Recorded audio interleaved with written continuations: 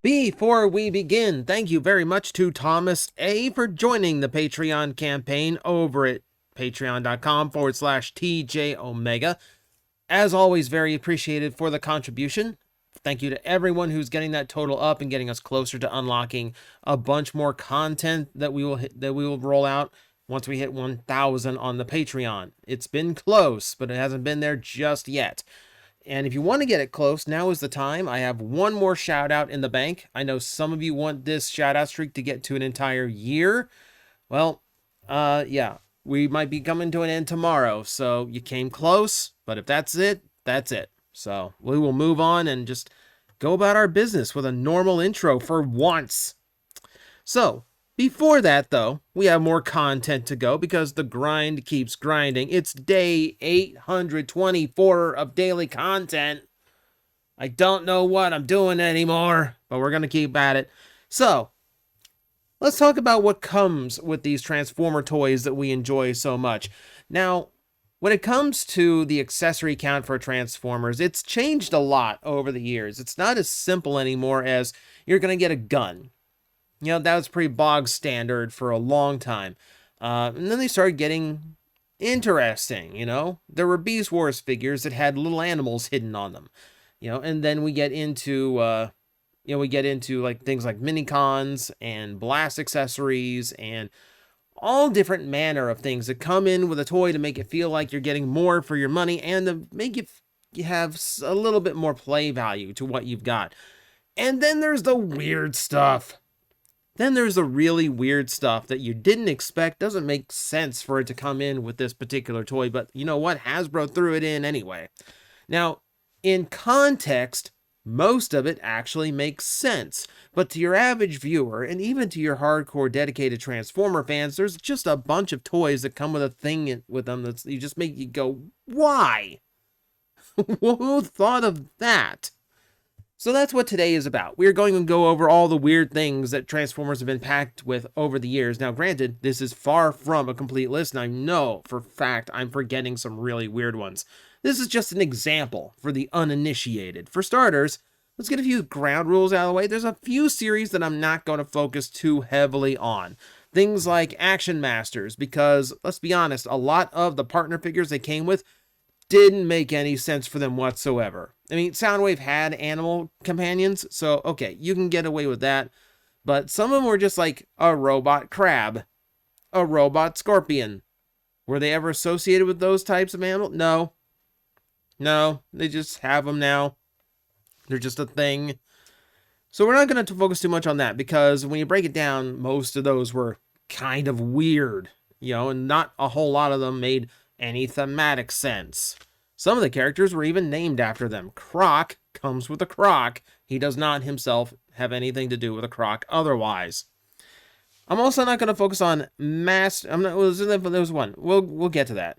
I'm not going to focus on Masterpiece too much. Things like Masterpiece, they kind of specialize in things that are one episode things, right? So like Hoist Goes to Hollywood. If the Autobots in those shows actually had this alien mask, their Masterpiece toys came with an alien mask. You know, so the line is a master of, you saw it that one time, so we threw it in as accessory. Convoy 3.0 coming with like the fake Starscream parts, you know, things like that. One brief moment in an episode, but that's enough to get it thrown into a Masterpiece box. The only one that really strikes me, the Starscream parts with Optimus, that is actually kind of funny and random. I should have thrown that in here.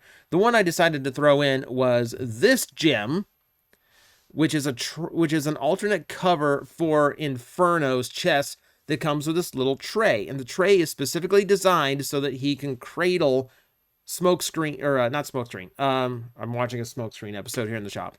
Red Alert in his arms. Which, okay, I understand that's a scene from the episode, but you like how like thin is your contribution to Transformers fiction that the best thing they could do with you is like design a thing that lets you carry another robot for that one scene. It's a little amusing to me. And I feel like if Inferno was done with modern standards, he just have like butterfly joints that kind of let his arms go far enough forward to hold smoke. I keep doing it. I should edit it out. I'm not. I think it's funny. It should be red alert. It should just have butterfly joints that lets him hold red alert in his arms. Or like a thing that folds down and does what this thing is doing. But at the time, they thought, pop on a tray. So yeah, Masterpiece is that line that just throws things in for no reason. Because you saw it happen in an episode for like less than a minute. So you get it as an accessory. And now, Generations is starting to fall into that same thing. Here's the new Beachcomber. He comes with a bird. It's a soft plastic rubber bird too, so I'm not sure how many times I can like pull it out of his peg holes in order to actually put it somewhere else. It's cute, okay? It's cute, it's amusing. He talked to a bird in the Golden Lagoon. Okay, I will give you that. It's still weird. It's still an odd accessory. You know what worries me about this accessory? Now, keep in mind, the whole gimmick behind Beachcomber is because he's a smaller deluxe, they had the budget to rubberize his tires, so he actually has rubber wheels that makes him really good at rolling. The bird's on that sprue. It's the same plastic, which means if this thing gets repainted into like Ruckus someday, they're going to have to explain why Ruckus suddenly has a bird as a pet. Things like that. I'm kind of like, it's going to happen. You know it's going to happen. Why? Because it's already happened before. Let's take a look at 86 Cup for a second, shall we?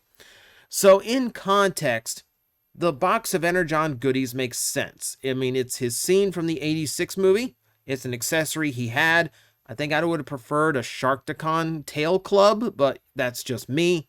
I really prefer they use the plastic to make his gun bigger. Look how tiny this thing is. That's a tiny, tiny rifle. Point being, he comes with this little box of Energon goodies, which is well and good. Okay, fine. It's kind of thematic. It's weird, but it's thematic. But they never took it off the mold. So every time they reuse this mold, it just keeps showing up. Orion Pax here looks like he's trying to use it like a walkie-talkie, but it's kind of awkward for that. Especially because you're holding it by the bottom. I mean, that just makes it look odd in general. It looks like a juice box now. Because they're not painting it, they're just kind of leaving it, just either like painted all one color, just leave it bare plastic, one or the other. It just looks like a juice box. He's holding a juice box. That's how you know this is a young Optimus Prime. He won't leave without his juice box. Dion's got it too. Every time they reuse this mold, it's still there, even if it doesn't make sense. It's just funny. It's getting to the point of ridiculousness, to the point where I want them to keep using the cup mold. Figure out someone else you can use it for, but leave the juice box in. I want to see it more. I want like a pile of them. I want a pile of these things by the time this mold's done. There's also a sect of Transformers that we know have gotten dumb things thrown in as accessories for no reason, and that is the leader class price point in Generations. Not for no reason. It's generally when a toy has to be leader class in order to have the budget for its engineering, but it still doesn't feel like a leader class price point, so they start cramming things into it. Now, something like Astro Train, who comes with like a caboose for his train mode that turns into like just like a big pack of weapons. Okay, it's not really like an Astro Train thing, but at least it has some use. Why? Why did you do this to my Blitzwing? Why did you give him Hulk hands, Hasbro? I think everyone has made fun of these at this point, to the point where it really doesn't even make sense for me to make fun of them. It's just absurd. It's just absolutely absurd. I understand that you can't make him a Voyager because he needs the part count to get all three forms in and still look decent and feel nice. Okay, fine. You couldn't think of anything else? You couldn't think of anything else to make this a more appealing option? Now, they're supposed to turn into like missile pod things for his other modes. They don't really look great as missile pods either, frankly. When it comes to like hands turning into missile pods, I think they did a better job in Energon, and that shouldn't be a thing, but it is. I don't know. Why can't I just get like a really nice Blitzwing? Where's my masterpiece Blitzwing? I know. Stop it. You're going to suggest a third-party one. No. Point being, I hate the hands. He just comes with big red hands. I don't know why. I kind of know why, but it's still stupid. Let's move on. Let's go into the Optimus segment of our show, because of course Optimus Prime has so many toys. Of course he would end up with ones of these brain dead accessories. We're going to start with a Cybertron Optimus Prime from the Jungle Planet, who is not Optimus Primal, even though he's done up like Optimus Primal. This was originally, okay, I'm quoting it that way because Hasbro originally claimed, yeah, no, this was done for the Cybertron line, but the first version came out for Beast Wars 10th. You know, so they kind of like split the difference to make sure they got two uses out of the mold. I don't believe that for a second, because it's obviously primal, and the Cybertron element is crammed in because it's his surfboard. You know, like Season 1 Optimus had a surfboard. It is another one of those frustrating inclusions. It really is. I understand why. It's inspired by his Transmetal 1 form that was just a gorilla on essentially a flying snowboard. It's still weird though, right? It's not just me, right? It's just weird. It's just weird.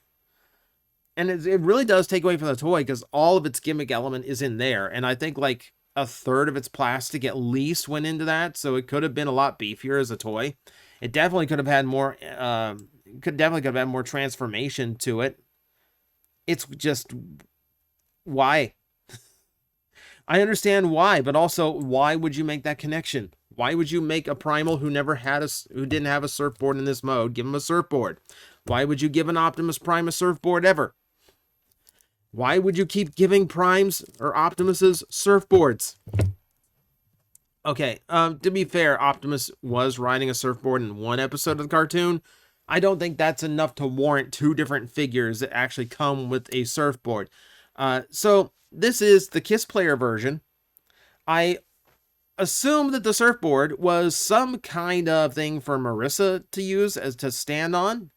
She's Surfer Girl. I didn't read Kiss Players because I'm sane, so I don't know. It might be just a connection to like, oh, Prime had a surfboard once.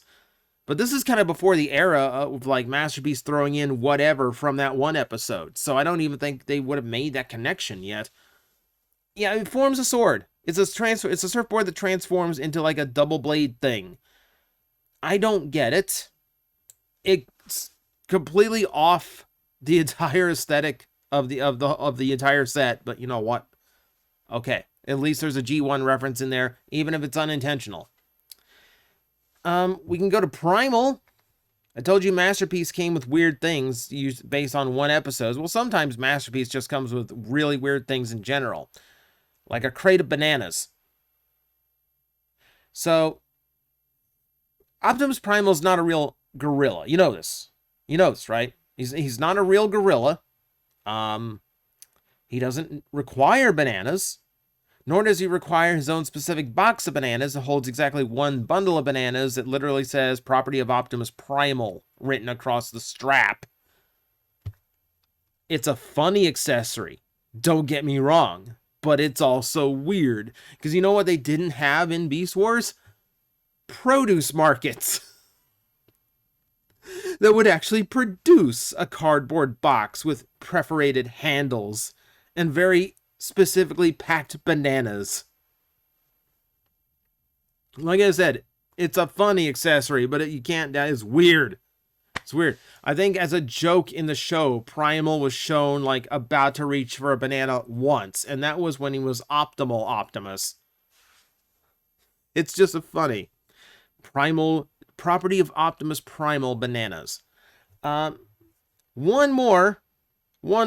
I said it was done with the surfboards. I kind of technically am. Let's talk about a skateboard. What if your Optimus Prime came with a skate park? So this is from Primitive Skateboarding, a collaboration they did with Transformers to produce a designer Optimus Prime in gorgeous colors. I will say that. I kind of regret selling mine because it's absolutely beautiful black and gold. However, in order to put the skating part in, they decided to include 2 quarter pipe ramps and a grind rail. So you actually, and then to actually use them, the Titan Master, now called Shredicus Maximus, that's a real name that a Transformer has, he gets a little hoverboard to scoot around on, which is cute, kind of hysterical. The idea is that when you use him in base mode, Optimus Prime turns into a full skate park for Shredicus Maximus, which is okay. You're definitely getting a different play value out of it, but also, that's weird. That's really weird. And to be fair, it's clever. It really is. Because how many base modes in Transformers is just like the bulk of the robot with a bunch of ramps hanging off? Yeah, the skate park actually kind of makes sense. Skate park kind of looks like a Transformer in base mode. All right, fair play.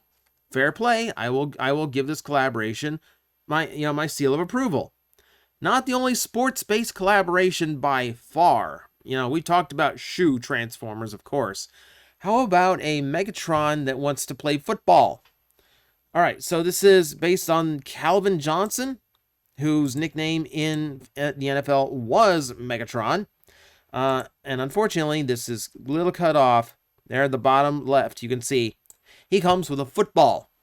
The football itself is a repainted piece from G.I. Joe. So the football does not really work with a Transformer. In fact, Megatron doesn't have a way of holding it.